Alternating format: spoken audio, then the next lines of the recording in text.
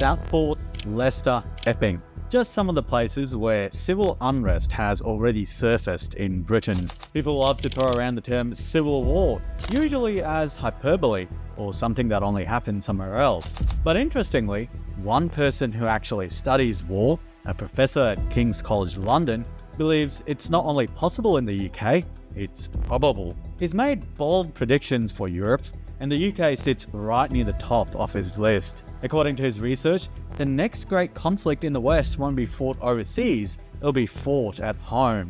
And if his model is right, Britain could see it happen within the next 5 years. Meet Professor David Betz, not a YouTuber, not a doom prophet with a bunker in Wales, but an actual professor of war in the modern world at King's College London. This guy doesn't talk about war because it's trending. He studies how societies fall apart for a living. Betz argues that as Western societies lose cohesion, as people stop trusting their governments, their media, and eventually each other, the battlefield moves inward in their actual cities. London, Paris, maybe Birmingham. He even tries to quantify it using a model that puts the risk of civil war at roughly 4% per year once certain social and political fault lines appear. That might sound small until you realize that means an 18.5% chance within 5 years. When you multiply that risk across 10 Western nations facing the same social fractures, the odds that at least one goes over the edge shoots up to around 87%. Make it 15 countries, and the probability climbs to 95%. Simply put, if the math holds, someone's going to blow. Interestingly enough, he does point out 2 countries in particular, Britain and France. According to Betz, these 2 nations now top the list of where the next civil war could erupt. When it comes to Britain, all the warning signs he's talking about before a country goes off the rails are flashing red. Let's start with the obvious. Social cohesion. A 2025 report by the think tank British Future and the Belong Network called the UK a powder keg.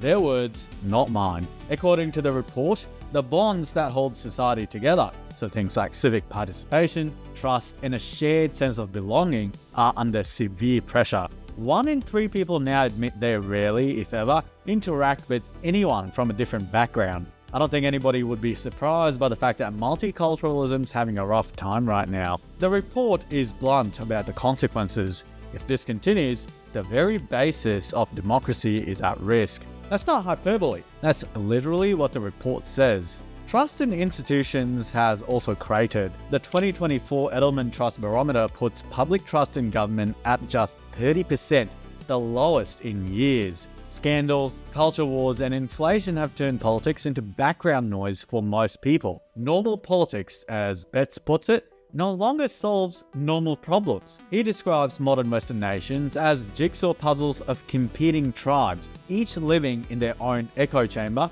fighting over shrinking scraps of prosperity. And if you've seen the Leicester riots back in 2022, where Hindus and Muslims clashed, waving foreign flags, chanting "Death to Pakistan" in an English city, you know exactly what he means. It's quite bizarre, honestly. Betz calls it the irrelevance of Britishness. It's not that people hate the country, it's that the idea of a shared British identity is kind of gone. Then there's the urban fragility, maybe the scariest part. Betz says cities like London are so complex, so stretched, that it would only take a small push to cause chaos. And interestingly, we've already seen that push. The Blade Runners who destroyed over 1,000 cameras in protest, or the 2023 Heathrow Transformer fire that granted more than 1,000 flights. Meanwhile, MI5 openly warns that hostile actors, foreign and domestic, are probing the country's critical systems. According to Betz, Britain's big cities are sliding into what he calls red virality,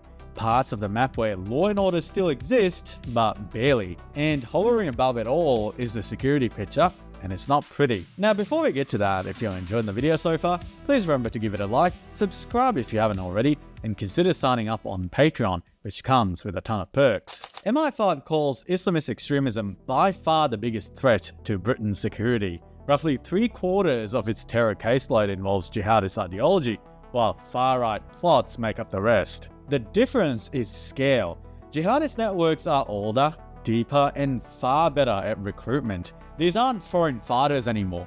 They're self-radicalized locals watching propaganda on Telegram or YouTube and acting alone. After the 2023 Israel-Hamas war, officials saw a surge in extremist chatter and anti-Semitic incidents, proving how quickly global conflicts ripple into Britain's streets. Some marches into London even turned into open shows of support for Hamas. MI5 now labels the threat level substantial, meaning an attack is likely. And we saw exactly that in October, when an Islamic terrorist attacked a synagogue in Manchester. As Betz warned, the front lines are no longer overseas, they're here. Britain's greatest security threat is an invasion. It's what's already living inside its borders. Now, if Britain ever did fall into a civil conflict, it wouldn't look like two armies meeting on a battlefield. It would look like neighbours turning on neighbours. Betz's framework, and what we're already seeing on the ground, points to a fracture along identity and geography. Picture it: urban Islamist-linked groups and their sympathisers in migrant-heavy cities on one side,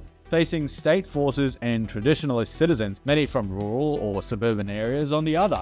In simple terms, radicalized minorities and hard-left activists versus police, soldiers, and the people still trying to hold the country together. This isn't guesswork. MI5 has said repeatedly that Islamist extremism remains by far the biggest threat to the UK's internal security, responsible for most terror plots, arrests, and convictions. The ideology runs deep in certain enclaves, often reinforced online and linked to international jihadist movements. Each time an attack or plot surfaces, it rips open the same wounds, anger, resentment, and leaves Britain's social fabric a little more frayed. Unfortunately today, many in Britain aren't even allowed to talk about it online. Digital ID and surveillance are becoming mainstream, with more people getting arrested in the UK than Russia for online posts. That's exactly why I use Proton VPN and why I think you should too. They're based in Switzerland, outside the reach of US, EU, UK, and Australian law. They don't keep logs and are built by the same team behind Proton Mail. When the UK passed its surveillance laws, Proton VPN became the #1 app on the App Store. Their stealth protocol beats censorship firewalls. Secure Core routes your traffic through privacy-first countries, and NetShield blocks trackers before they ever reach you. I've used Proton Mail since Australia announced sweeping surveillance laws last year, and I'm not exaggerating when I say it's now essential. If you want to protect your privacy and support this channel, hit the link below to get up to 60% off Proton VPN. Betz adds another layer: the city versus countryside divide. Cities like London, Birmingham, and Leicester are multi-ethnic and politically progressive. The countryside remains culturally conservative and overwhelmingly native-born. He predicts future Western civil wars will be demarcated along ethnic lines, with urban centres viewed as lost strongholds and the provinces rallying to reclaim them. Once people begin to see parts of their own country as occupied territory, militias aren't far behind. Rural defenders moving towards cities, Islamist factions calling it jihad, and the state trapped in the middle, fighting both and trusted by neither. So how does something like that actually begin? Well, not with a declaration or with marching armies, but with a single spark that spreads faster than anyone can control. Most experts, including Betz, say the first phase wouldn't be a grand battle, but a cascade of local collapses. One major incident, maybe a terrorist attack or a politically explosive killing, could light the fuse. Picture this: a large-scale Islamist terror attack in a UK city, maybe a coordinated bombing or a mass shooting at a public event. The kind of horror that hits deep emotion. Within hours, footage floods social media. By nightfall, far-right groups are calling for vengeance, mobs are mobilizing, and police are overwhelmed. If you think that's far-fetched, remember 2011? London's riots spread nationwide in under 24 hours. Now imagine that with today's online echo chambers and ideological rage on standby. Betz describes this early phase as stage 1. The cities go feral. Police and even army reinforcements can't restore control. Curfews fail, certain districts turn into no-go zones, and law enforcement simply gives up. You'd see barricades, vigilante patrols, mass looting, and widespread violence. Within days, the economy in those areas collapses, fuel stations dry up, supermarkets are stripped bare, and what was once London or Birmingham starts to feel more like Mogadishu. Then comes stage 2, the siege. As the urban revolt burns, the countryside begins to view the cities as hostile ground, lost to foreign occupation, as Betz bluntly puts it. So rural forces, militias, or even sympathetic army units start targeting infrastructure instead of people. Power lines, gas stations, and highways, the arteries of city life, become the new front. Betz notes, chillingly, that the life support systems of cities all run through unguarded rural areas. We've already seen a glimpse of that logic in France, where radicals torched rail lines and cut fiber cables in 2024. A similar playbook in Britain would mean drone attacks on substations, cyber hits on banks, or blocking major supply roads into London. Skeptics might still say Britain's seen worse: riots, terror attacks, divisions, and it's always pulled through. But this time, the fractures run deeper. The tension isn't just on the streets, it's in the institutions, the culture, and the very idea of what Britain is. Betz's warning isn't about chaos for its own sake.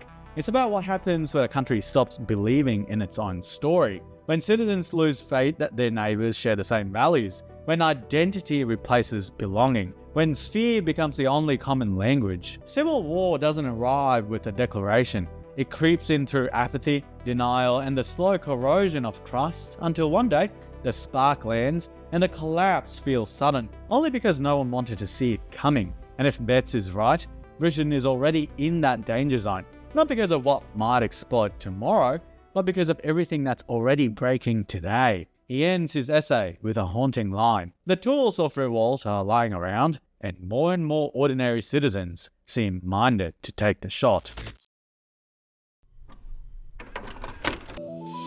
In the neon haze of a